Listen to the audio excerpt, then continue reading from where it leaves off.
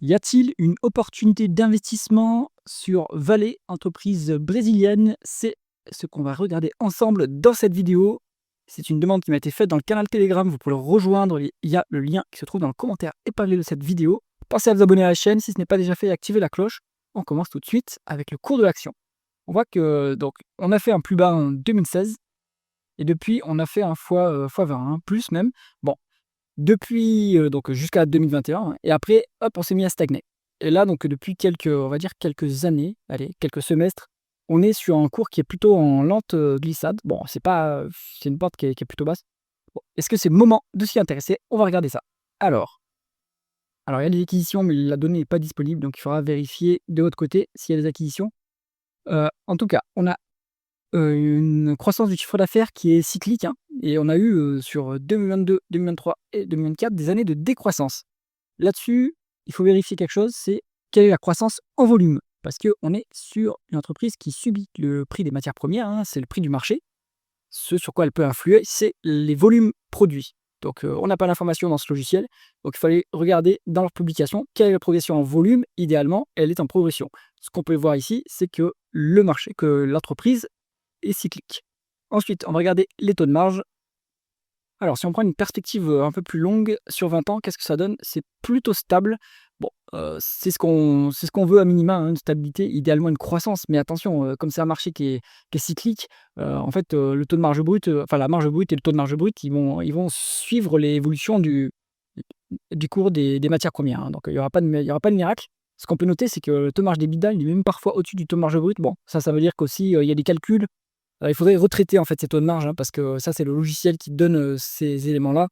Il faut voir comment l'entreprise elle-même calcule son taux de marge brute. Bon, si on regarde en tout cas le taux de marge d'EBITDA, bon, on voit que c'est cyclique. On voit que le taux de marge net, globalement, il suit bien. Et on peut aussi voir que le taux de marge net est, assez élevé, hein, 15 pour une société qui opère dans les matières premières, c'est quand même, pas mal, hein. Donc moi, je trouve que les marges sont plutôt correctes sur ce dossier.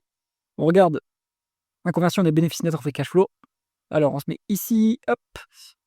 Ouais, on va dire qu'on a une équivalence, hein, on a un réal brésilien, on a une équivalence entre les free cash flow et les bénéfices nets. Donc ça veut dire qu'on peut utiliser le ratio coût-bénéfice pour valoriser l'entreprise si elle n'est pas endettée. On va y regarder la rentabilité opérationnelle. En médiane, on est sur 19,6. C'est vraiment bien, hein, parce que c'est un business qui est intensif en capital.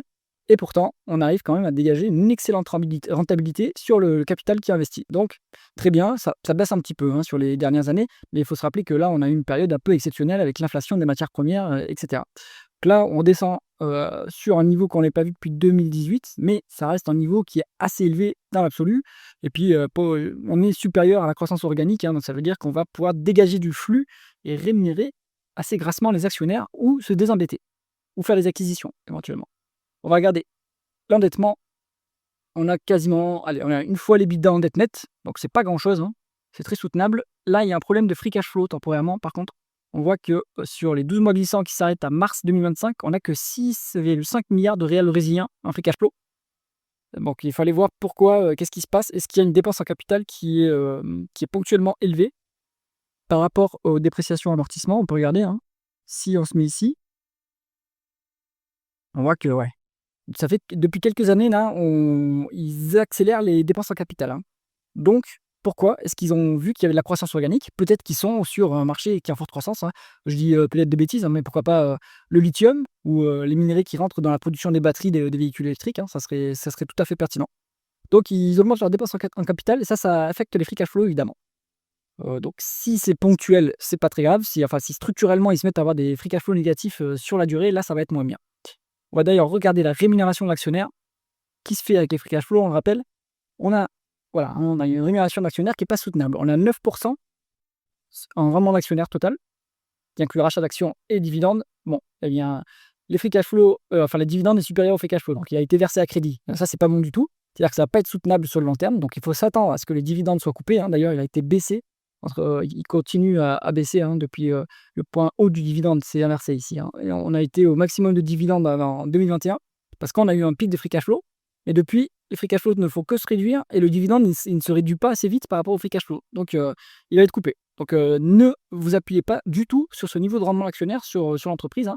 Ça va être coupé et d'ailleurs, ils ont arrêté les rachats d'actions et ça, à mon avis, c'est parce qu'ils n'ont pas de free cash flow. Alors, On va regarder maintenant la valorisation. Voit-il que si on la valorise, en price to free cash flow, là ça va piquer, hein. Parce qu'on est sur, un niveau de free cash flow qui est très bas, hein. Donc là, voilà, on est à 36, voilà, c'est très cher, hein, quand même. Donc si on se valorise en valeur entreprise sur EBITDA, on est plutôt sur, un multiple qui est faible dans l'absolu, hein. En médiane, on a 4,9.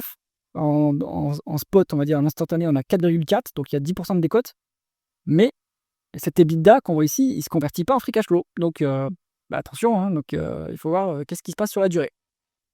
Conclusion du dossier Vallée, ça ça peut être bien si l'actionnaire voit les free cash flow et pour ça, il faudra qu'il y ait, que les dépenses en capital, elles portent leurs fruits, quoi. Parce qu'en fait, ils investissent massivement, mais on n'a pas une forte hausse des résultats nets, apparemment, et on n'a pas surtout de génération de free cash flow, enfin, il faudra voir s'il y a du free cash flow qui se dégage, par la suite. Donc ça, c'est un point d'intention à surveiller.